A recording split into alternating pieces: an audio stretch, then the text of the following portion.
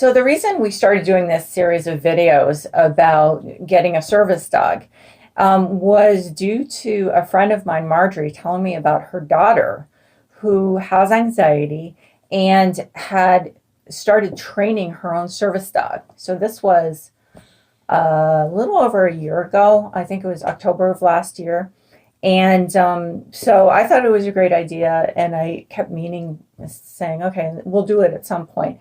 And then, of course, at some point during the pandemic, I said to Lawrence, wow, actually, this is a really good time for people to start training their own service dog because, they're home. And so that's why we started doing the videos. So um, Ray was the inspiration for this series. And so there was no question that we had to talk to her about her experience. And so a few days ago, we talked to her and her mother on Zoom. I really appreciate you spending the time. If we were in normal times, we'd probably come over, do an interview, and, have you put Bolivar through some paces and everything like outside and stuff like that. But, we are where we are. Tell us a little about how you arrived at the decision, that this would be a good medical equipment, as they call it, for you. I so I've been in therapy for quite some time, and I was learning a lot of good tips and tricks to help alleviate my anxiety, but it still was really difficult for me being in public spaces, especially in areas like school or stores when they're crowded. So at first I was trying to look into an emotional support dog, actually, because thought that was all I could get. I didn't know about psychiatric service dogs. But then I came to this one website where it talked about deep pressure therapy. And instantly I was like, oh my gosh, I would have my mom do that. I'd have her lay on my lap or have my sisters do that. As weird as that sounds, because I liked having that pressure. It helped with my anxiety. So instantly I was like, oh, maybe this is something I could go down. And I started doing a ton of research about it. And I talked, after I did the research on my own, I also had to go talk to my doctors and talk to my therapist. And I even, I went to my counselor at school to talk about it, and she gave me some references to look at. So it wasn't immediately like, oh yeah, I should get a service dog. But after researching, it was like, oh yeah, this does make a lot of sense. This actually probably would help a lot with what I've got going on. Yeah, and that's what we recommended to people, that you do the research. There was someone on YouTube who basically said, do the research, then do the research again, then do some more research. Yeah, You know. So I know I talked to Marjorie, and you said that you had a book, and then I think you had, as far as the training, you had a professional help you. So then you talked to your doctor, right? And your doctor agreed that this would be a beneficial, essentially, again, medical equipment. It's so strange to me that handlers say medical equipment, but I think that kind of helps people, especially when they're talking to people who don't understand. Saying that the dog is medical equipment maybe helps people take it a little more seriously. One thing that is really important, especially for kids and teens, is being able to bring the service dog to school. So what steps did you have to take to get the school to agree to let you bring Bolivar in? And also, were you allowed to bring Bolivar when he was in training? Yeah, so I had a kind of interesting process with the school where I talked to them before he was fully trained to talk about oh, can I bring him while he's still in training? And for them to do that, I would have to pay a lot of insurance fees and sign all these contracts. And I was kind of, I didn't feel like that was necessary because I could already bring him other places. And I was like, okay, I'll just get him fully trained and then I'll bring him to school. And then once he was fully trained, we had a whole process with the school district saying oh, you still have to pay the money for insurance fees, even though he's trained, you still have to do this. And my mom actually had to call ABA and be like, this is illegal. You're not allowed to ask for that.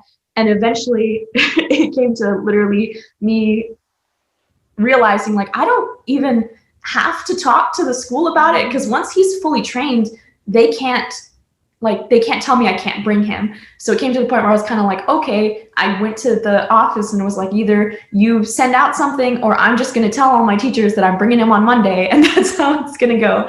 And it was like the day before, like the Friday before the Monday I was just going to bring him, my teacher, because I have an art teacher who's also has a service dog, and she's been in my corner fighting for it. She came up to me and she was like, they finally sent out the email. Like, so it was good to come, but it was just, we were in contact with the district. It wasn't like Emory just decided to just bring Boulevard. It was a long process, but it was just more like educating them on what they could ask for, and like and letting them know, like, you know, basically asking for insurance or like additional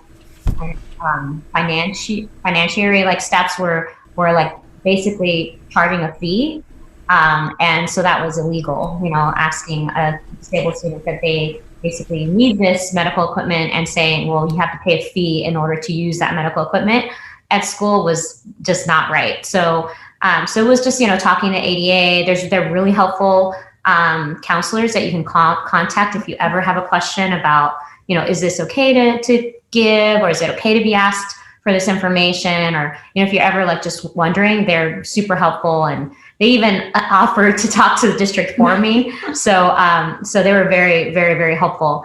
And I think that got their attention. The district realized, oh, maybe maybe we need to update our forms and update what we asked for. So I'm hoping that they do that. But with Emory, it worked out. Yeah. When you mentioned that, I immediately thought that doesn't sound like they're allowed to ask for that.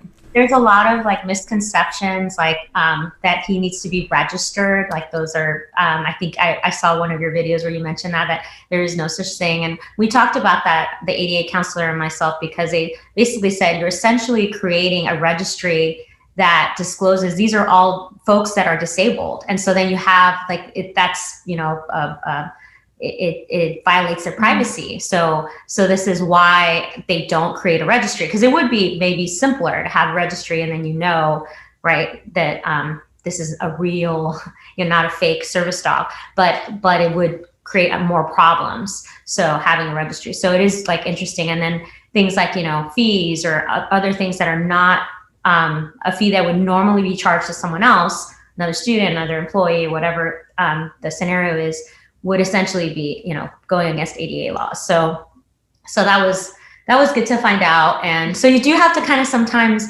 advocate. And Emory was lucky that she had a teacher like who also understood psychiatric service dogs and was advocating for her as well on the inside of the school. So that was really helpful. I do wonder how many students maybe said, oh, well, I guess I just won't have a service dog because of that. But thankfully, you know, we had a lot of support. And, you know, I think the district, I think it was not malicious. I just think they didn't realize that what they were asking was essentially not okay. I think I'm curious about, you know, because one thing we talked about in one of our videos was when you're considering training the service dog yourself, you really have to sit down and think about, okay, I have this much time for work or school, you know, I have this much time for this. So where, you know, for instance, am I going to be able to fit this training in there?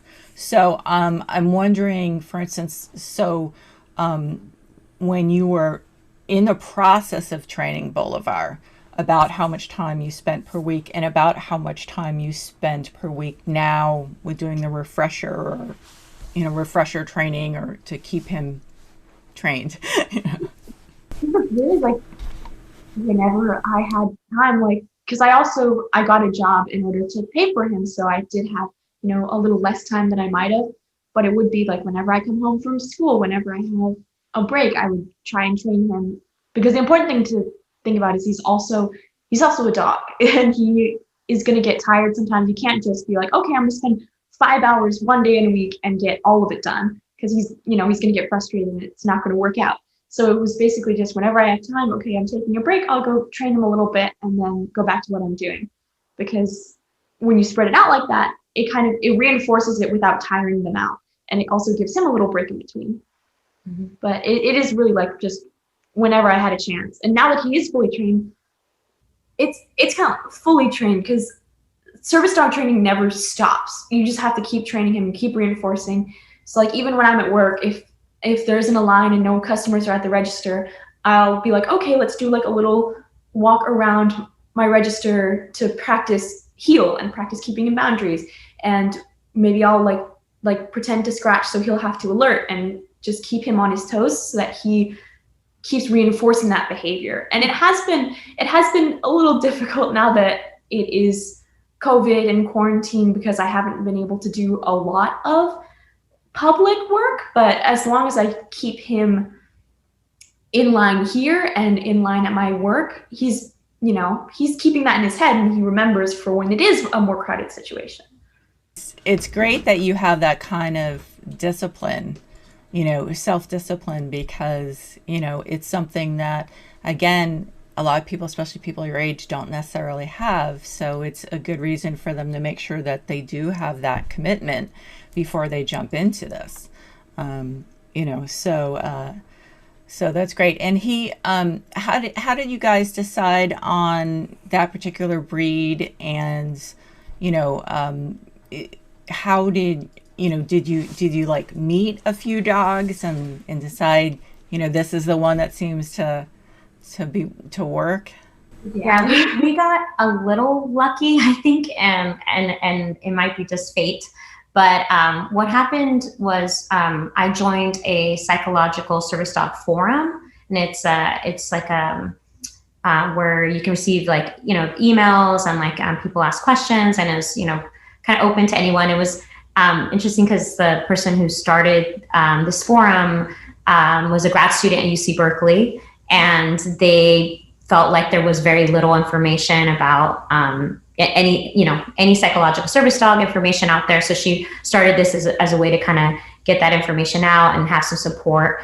And I was able to have a phone conversation with her. And we were kind of thinking, like, should we get a lab, or should we get, what kind of dog should we get? Because, labs are very, what you commonly see as a service dog. And she actually recommended a poodle, standard poodle.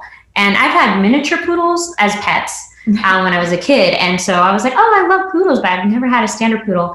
And mostly because they're very smart. They're super intelligent. You have to be careful. She talked all about it's not just the breed. It's very much like the individual dog. So it's not just like every poodle is going to be a great service dog. But she kind of gave us tips on what age to look at, things like that. If we wanted to get a puppy and raise it from a puppy, the disadvantages and advantages of that, getting a more adolescent dog, the disadvantages and advantages of that. So it was very interesting, to have that conversation with her. But we essentially then decided, okay, we're going to go for a poodle. Also because Emre has asthma, and so dog fur is dog. She can sometimes break out, if she's around certain dogs. So we had to keep that in mind as well. So, but anyways, we got lucky in that we started looking for reputable breeders for standard poodles, and we're thinking maybe a puppy. But this breeder that I got connected with, she's told us that she had a adolescent dog who was supposed to be a show dog, but they realized he was too small. He was too short for the show ring. But he had a really calm demeanor. She thought he would do great for this kind of work. And he had other cousins, and dogs in his line that had gone on to do service dog work. And so we were able to agree on a trial basis. So I thought that was really helpful, because I was telling Emre, we don't want to just, adopt a dog and then it doesn't work out. And then what do it seems kind of cruel to the dog. And so we were trying to figure out, how do we do this? And so she had agreed to a 6-month trial basis, where we could see if Bolivar would, if the training would stick, right? If they want to work, because they kind of want to work and please the trainer, or in this case, Emre. And also if they bonded, all those things were we wouldn't know until we actually had Bolivar with us at long term. So he immediately, it was hilarious because the first time we met him, she has a lot of adult poodles. She's a breeder. So we went to her home and they were all, all over us. And Bolivar just calmly went and sat right next to her. And I was looking at it going like, oh my gosh, like that's so great. And he just went and just sat right down next to her and just kind of like bonded with her right away. And so it was just like almost instantaneously. We were like, this is good. So, and then of course with the trainer, having the trainer come work with him, she just felt like he was a really good, candidate. He was really picking up fast. So he really wanted to please her, but because he was a show dog, he didn't know how to sit. He didn't know a down. He didn't know many like of the common, even pets know some of these commands. And so she basically had to start from zero. It was kind of a risky move to be like, oh, he doesn't know anything. He's already almost 2 years old, and we're going to have to retrain all of this, and we're going to have to teach him how to do all of it, even basic stuff. But it did work out for us in the long run. So yeah, so it was a lot of commitment on her part, but I think the fact that the chemistry was there was what was important, and the fact that he just did great. And all the things that we were worried about, some of the show rein kind of helped because they're used to being around a lot of people, a lot of dogs, they can't be reactive to dogs, things that, would be an automatic no for a service dog. So it was actually like great, like all those things just turned out awesome, but it was, we didn't have to go through a bunch of different candidates or anything like that. It just, I think in a way she got lucky. Yeah, because you can always train them, but you can't create that chemistry. Oh, yeah. I know that a lot of people with service dogs, especially who don't have a visible disability, run into a lot of people who are rude or judgmental. And so how do you, I know that I saw a YouTube video in which the woman said, it's been 4 years. It's just, I just don't even pay attention to it anymore. But so how do you, especially in the beginning, deal with people, rude people, people who are, possibly nasty or, everyone knows what you're supposed to do with people who want to pet the dog and everything. But I know a lot of us would be very, not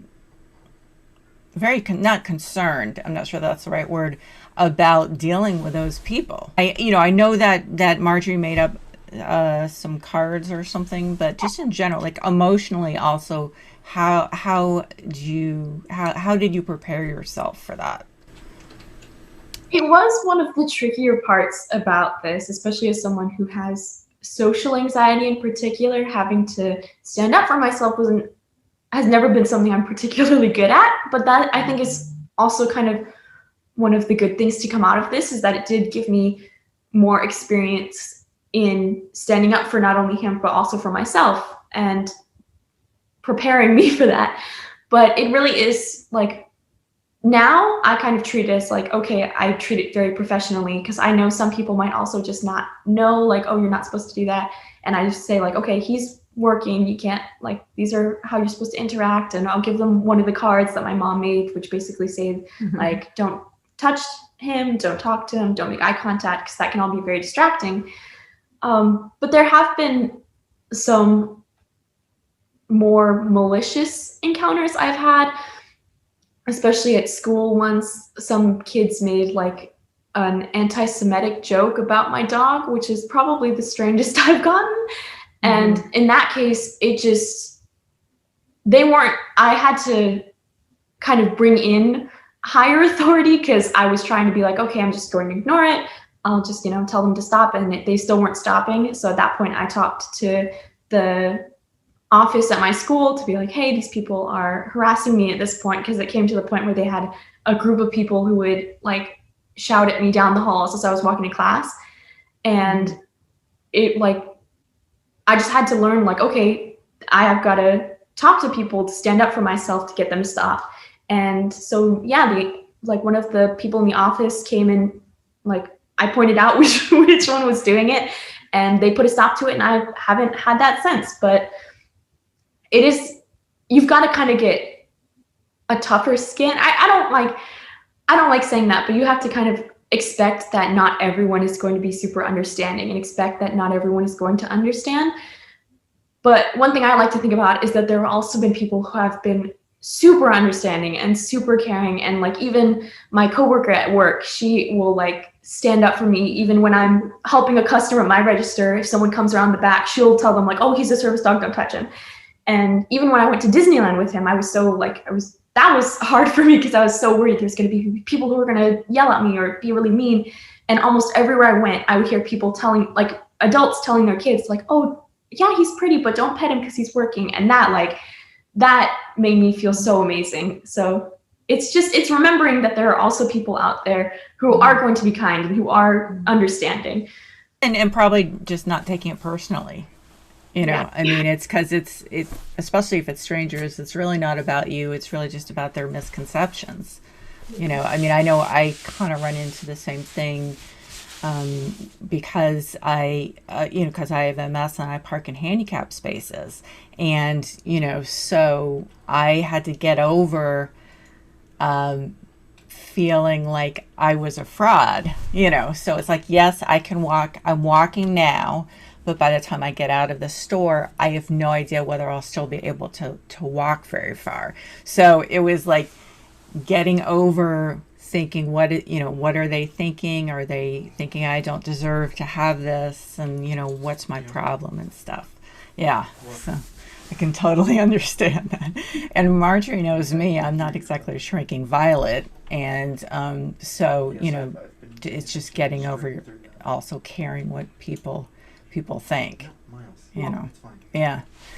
And so the last question I wanted to ask is, so, you've been through this whole journey, and so is there anything you would want other people to know who are thinking of doing this, that you wish you'd known to begin with, or just in general tips, of just like how to handle training, or whatever that you think would be useful? Yeah. First one I'd say is it is more attention. Even if people are understanding, if even people do know not to look at a service dog, it's hard not to look. Like even I catch myself sometimes looking at other people's service dogs. And so it is going to be more attention no matter what. And while I think it didn't upset me, I think it was something that I didn't really fully understand until I had him, where it was like, oh yeah, before I would almost always kind of like slink through a crowd, and now it's like, okay, I have to wait until there's a pathway because people are going to notice me, and that causes like commotion.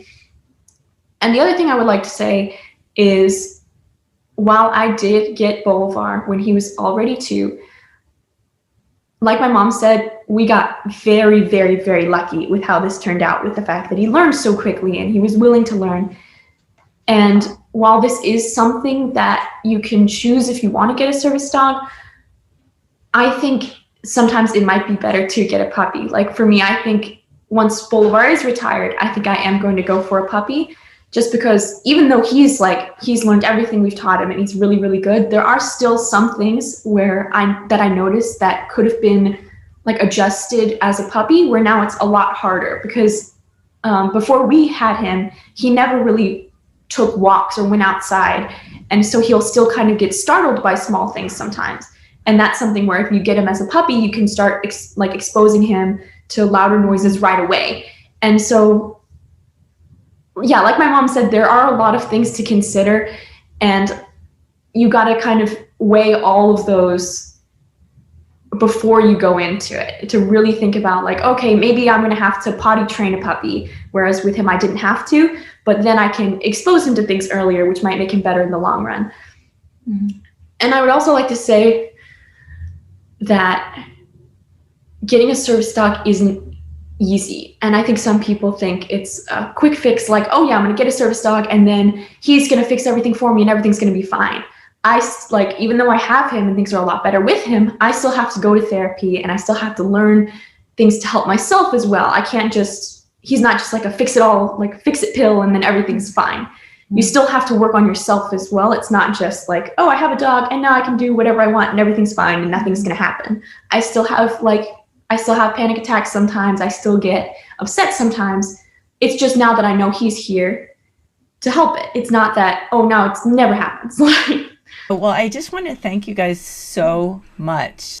You didn't realize when you got Bolivar or started thinking about it that you're going to be helping other people, but that's really the case. And so I really appreciate you guys spending time, taking the time to do this. Thank you for having us. I'm glad to help wherever I can. So we hope that was helpful. I'm hearing from someone who's gone through the training themselves. And of course, as she said, you're always training still. So if you have any questions, I know someone had posted a question. I don't know if I remembered to ask it. So if I didn't, we will do a follow-up. I'll do a follow-up with texting Ray or talking to her and seeing what her answers are, because honestly, I told him I so admire what she did. It takes a lot of discipline, and she just really has done a great job. If you enjoyed this video, you can give it a like. If you want to say anything at all, you can leave it in the form of a comment. And if you'd like to see more, go ahead and subscribe. But in any case, we hope that you have a nice day. Take care. So yes, he is wearing his bathrobe. It's not a bathrobe, it's a normal robe. Well, listen. Got this years ago and it somehow still fits me. Before we came on, and Ray's like, don't embarrass me. I'm like, I'm gonna embarrass you. Yep. Yeah, we're really good at doing that, aren't we?